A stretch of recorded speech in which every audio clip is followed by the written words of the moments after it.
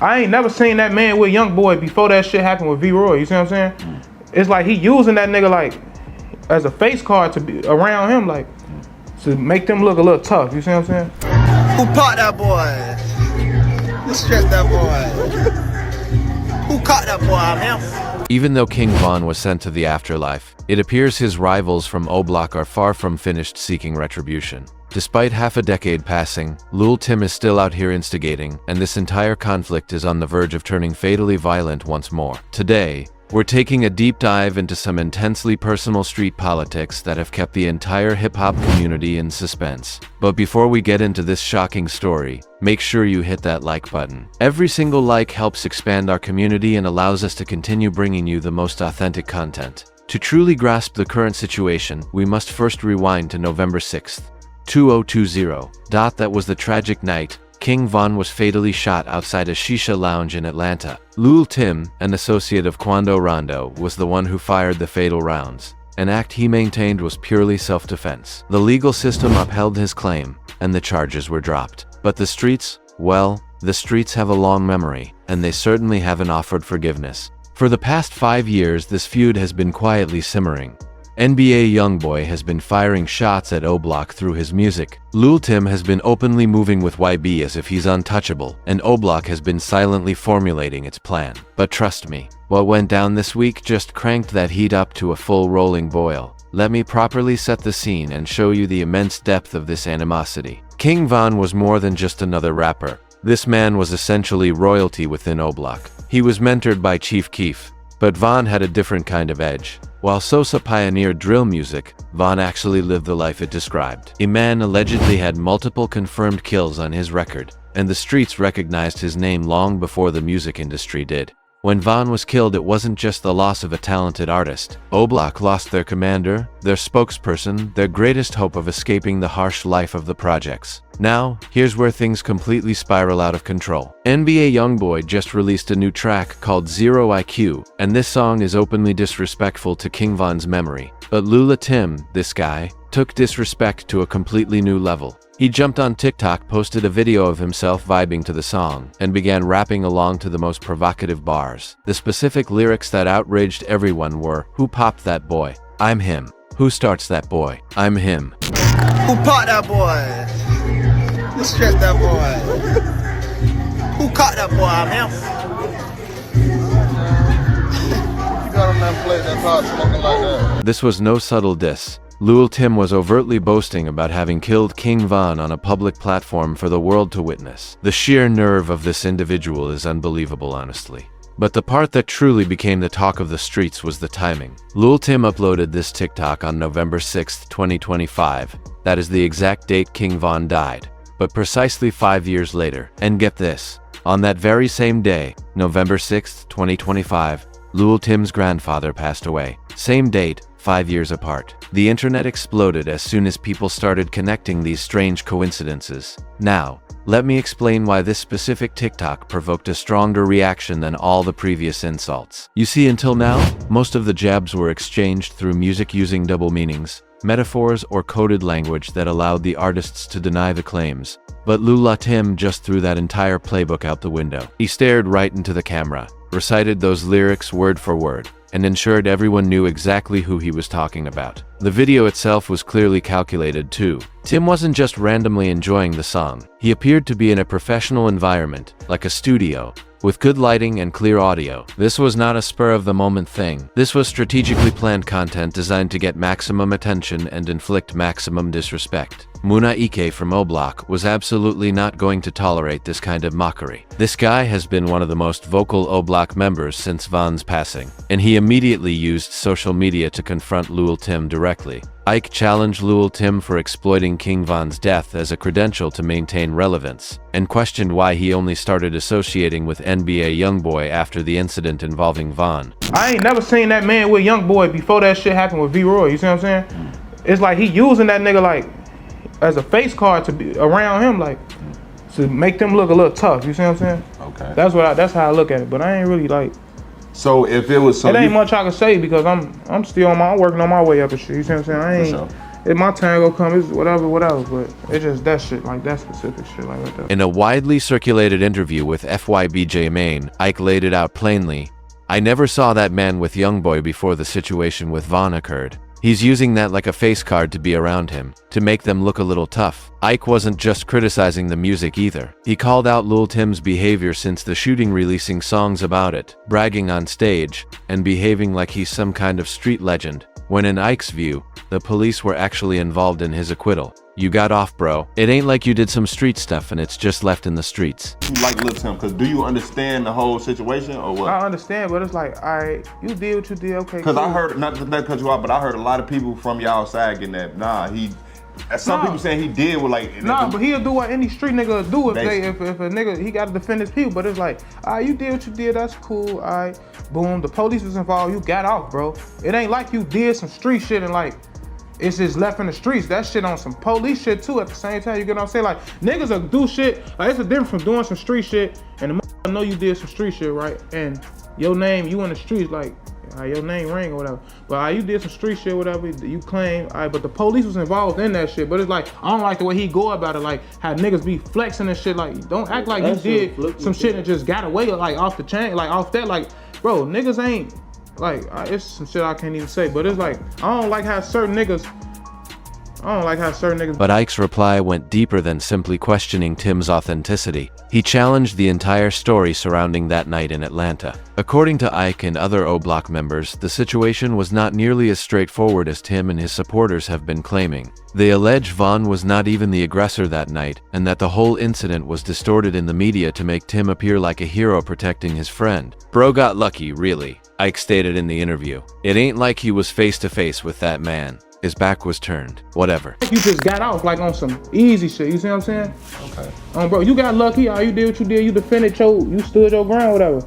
But it's like, it's just the way like had be playing out now, like all that on stage and okay, you tough, like yeah, gang, like I don't be liking that gang cause Bro was gangster, see what I'm saying? Bro was a gangster, this is what I'm saying. He died a gangster. Niggas ain't doing no like with shit like that, bro. It's like, bro, you got lucky really, bro. Like it ain't like you was on no you ain't finna face this man face to face and just, you got lucky, his back was turned, whatever. He got to be humble about that type X, man, because the same way he did what he did, that could happen to him too. He gotta be humble, gang. You see what I'm saying? I feel like he ain't humble about that shit, like, cause the same way like you did what you did, that shit could happen to you too, gang, like.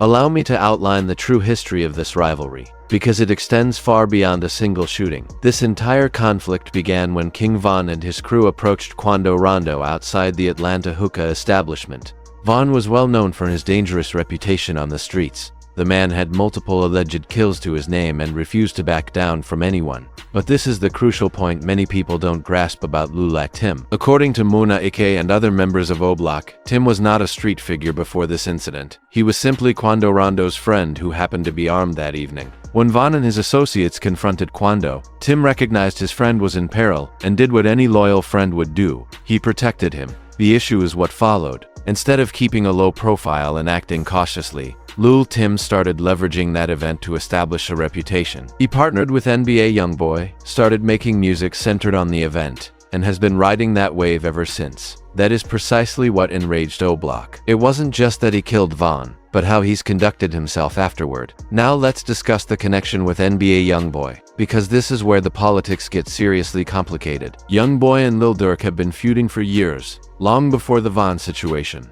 When Tim killed Von, it handed YB the perfect weapon to use against Durk and OBLOCK. Overnight, Tim went from being an unknown individual to being Youngboy's trusted ally on tour. Ike highlighted this in his interview. I seen Quando Rondo with him before. That's cool. But Tim, now that man using that situation as a face card to be around Youngboy and make them look tough. The street politics at play here are intricate. Quando Rondo has been signed to Youngboy's 4KT label, and their relationship spans years. But Tim was simply Quando's friend from Savannah who got suddenly thrown into the limelight because of one night in Atlanta. What occurred after that TikTok was posted was absolute turmoil. Within mere hours, the video racked up millions of views and thousands of comments. Von's dedicated fans bombarded the comment section with hostile threats and insults, while Youngboy's fans defended Tim's right to express his perspective. But it wasn't just random users getting involved. OBLOCK members began posting their own direct reactions across Instagram, Twitter, and TikTok. Some shared old videos of King Von. Others posted vague, ominous messages that sounded like direct threats towards Tim. The most revealing response came from an OBLOCK affiliate who uploaded a video of himself listening to Von's music with the caption, "Long live Von. We ain't forget nothing." The message was clear. OBLOCK still views this as an unresolved situation, regardless of the court's decision. Meanwhile, the NBA YoungBoy team has remained silent about the entire drama. YoungBoy himself hasn't directly responded to the threats from OBLOCK, but reliable sources near him suggest he has significantly increased security for Tim and the rest of his entourage. Now let's revisit this November 6th scenario, because this part is truly unsettling. King Von died on November 6, 2020, around 2:22 a.m. outside the Monaco Hookah Lounge in Atlanta. 5 years later, on November 6, 2025, Lul Tim's grandfather passed away. The internet immediately began drawing connections. Von's fans are claiming this is proof that their fallen comrade reached out from the spirit world to achieve a form of justice. They are emphasizing the fact that Tim posted that offensive TikTok on the same day his grandfather died, labeling it cosmic justice and Von's revenge. Tim's supporters have attempted to downplay the link, insisting it's a mere coincidence and that people are reading too much significance into the timing. However, the timing is undeniably strange, particularly considering how deliberately Tim manages his social media presence. Some people have delved even deeper, noting that Tim's grandfather was reportedly the person who raised him after his parents were not present.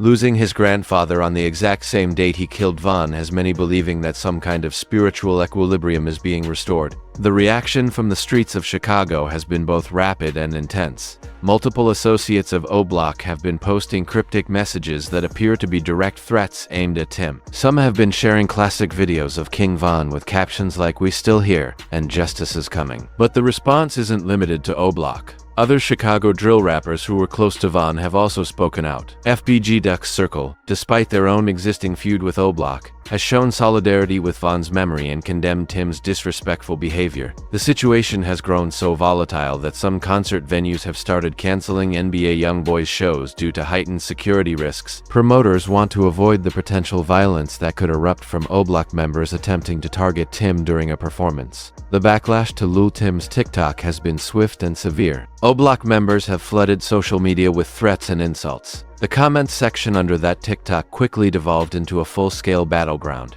with Von fans and YB fans fiercely attacking one another. But this is not merely a social media dispute. According to sources close to the situation, OBLOCK members are actively searching for Lul Tim. They believe he's been hiding behind NBA YoungBoy's security and celebrity, and they are demanding a direct, one-on-one confrontation. Law enforcement is also closely monitoring the entire situation. The Atlanta police have reportedly increased patrols in areas known to be frequented by NBA YoungBoy and his crew. They are determined to prevent a repeat of the incident that cost Von his life. The music industry is also observing this developing situation with concern. Record labels are reportedly having internal discussions about artist security and whether it's worth the risk to continue supporting artists who are entangled in active street feuds. Some industry veterans are suggesting that Tim's TikTok may have crossed a boundary that even the business of music will not overlook. This situation perfectly illustrates how social media has fundamentally changed the game. In the past, if you had a beef, you handled it quietly in the streets. Now guys are posting TikToks bragging about homicides and then wondering why people want them dead.